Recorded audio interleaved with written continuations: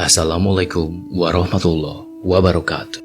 Sahabat beriman, Arab Saudi di bawah pemerintahan Muhammad bin Salman memiliki ambisi gila-gilaan dalam hal pembangunan. Satu di antara mega proyek ambisius yang direncanakan adalah pembangunan kota yang dianggap angker. Saking angkernya, Nabi Muhammad saja menjauhi kota tersebut. Lantas, apa nama kota angker yang dijauhi Nabi Muhammad SAW? Mengapa Arab Saudi berani membangun kota tersebut? Dan berapa banyak biaya untuk pembangunan kota terlarang itu? Tonton video ini hingga akhir agar tidak sesat. Di Arab Saudi, terdapat sebuah wilayah yang disebut Madain Saleh. Madain Saleh terletak sekitar 450 km dari kota Madinah, sedangkan dari kota Mekah jaraknya sekitar 900 km. Madain Saleh sebelumnya dikenal dengan sebutan Al-Hijr. Al-Hijr artinya tempat berbatu. Ya, benar. Lokasinya memang merupakan bukit yang berbatu. Sebutan Al-Hijr berlangsung hingga abad ke-14 atau tahun 1336 Masehi, hingga ketika seorang wisatawan dari Andalusia yang sekarang adalah Spanyol. Nama Al-Hijr diganti menjadi Madain Saleh atau Kota Saleh. Nama ini diambil dari Nabi Saleh alaihi salam. Madain Saleh dulu dihuni oleh kaum Samud. Mereka hidup antara zaman Nabi Nuh alaihi salam hingga zaman Nabi Musa alaihi salam, atau sekitar 3000 tahun sebelum Masehi. Di Madain Saleh terdapat bukit-bukit hasil pahatan. Bukit-bukit hasil pahatan ini merupakan karya dari kaum Samud. Kaum Samud memang dikenal sebagai arsitek dan pedagang yang hebat pada masanya. Mereka memahat gunung untuk dijadikan sebagai tempat tinggal. Kekuatan kaum Samud mendirikan istana yang dipahat dari bebatuan dijelaskan di dalam kitab suci Al-Quran. Allah Subhanahu wa Ta'ala berfirman, "Kami dirikan istana-istana di tanah-tanah yang datar dan kamu pahat gunung-gunungnya untuk dijadikan rumah. Maka ingatlah nikmat-nikmat Allah dan janganlah kamu merajalela di muka bumi membuat kerusakan." Quran Surat Al-A'raf ayat 74. Di dalam kitab suci Al-Quran, kaum Samud disebut sebagai contoh masyarakat yang mempunyai kekuatan. Allah Subhanahu wa Ta'ala lalu mengutus Nabi Saleh alaihi salam untuk berdakwah di tengah kaum Samud. Nabi Saleh alaihi salam mengajak kaum Samud untuk menyembah Allah Subhanahu wa Ta'ala. Ajakan Nabi Saleh untuk menyembah Allah Subhanahu wa Ta'ala dijelaskan di dalam Al-Quran. Allah Subhanahu wa Ta'ala berfirman, ketika saudara mereka, Saleh, berkata kepada mereka, "Mengapa kamu tidak bertakwa? Sesungguhnya aku adalah seorang rasul kepercayaan yang diutus kepadamu. Maka bertakwalah kepada Allah dan taatlah kepadaku." Quran Surat Asy-Syu'ara ayat 142 hingga 144. Akan tetapi, kaum Samud keras kepala dan menolak ajakan Nabi Saleh alaihi salam. Akibatnya, turun azab dari Allah Subhanahu wa Ta'ala dengan bencana gempa bumi dan petir yang dahsyat. Sikap sombong dan angkuh yang ditunjukkan oleh kaum Samud menyebabkan mereka ditimpa azab. Azab yang menimpa kaum Samud ini dijelaskan di dalam Al-Quran. Allah Subhanahu wa Ta'ala berfirman, "Kemudian suara yang mengguntur menimpa orang-orang zalim itu, sehingga mereka mati bergelimpangan di rumahnya, seolah-olah mereka belum pernah tinggal di tempat itu. Ingatlah, kaum Samud mengingkari Tuhan mereka. Ingatlah, binasalah kaum Samud." Al-Quran Surat Hud ayat 67 hingga 68.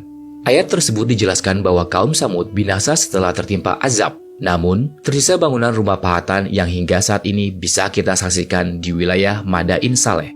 Dalam sebuah perjalanan menuju wilayah Tabu, Nabi Muhammad SAW melewati daerah Al-Hijr atau Madain Saleh.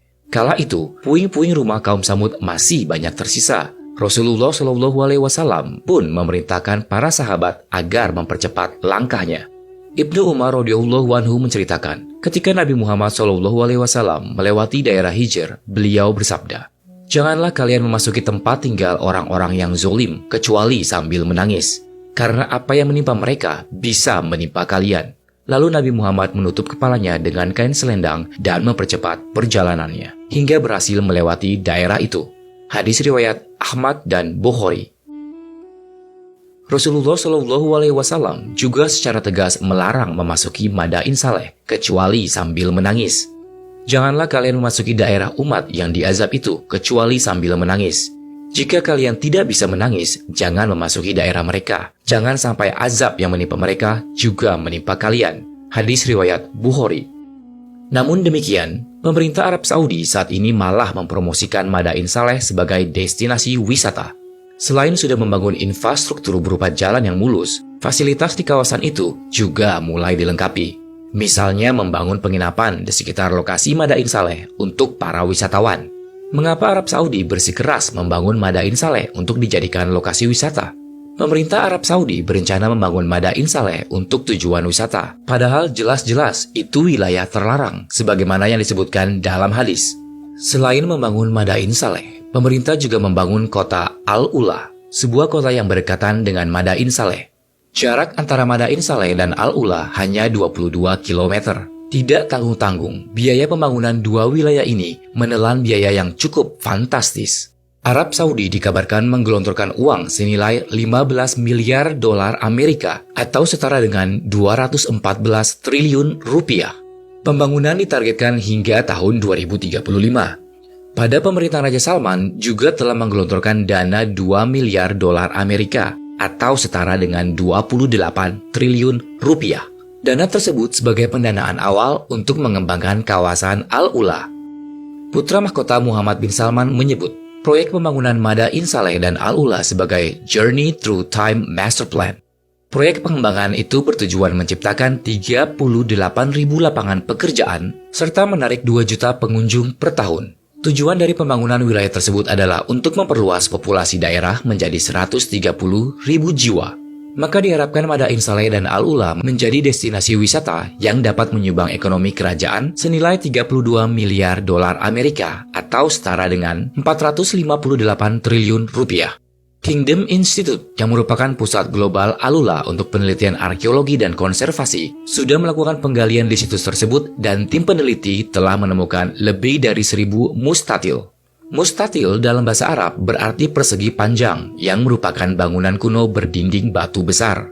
Penemuan mustatil menguatkan keyakinan bahwa Al-Ula dan Madain Saleh punya potensi landscape untuk tujuan wisata budaya yang menakjubkan. Hal inilah yang akan ditunjukkan pada dunia bahwa Arab Saudi mempunyai museum yang hidup.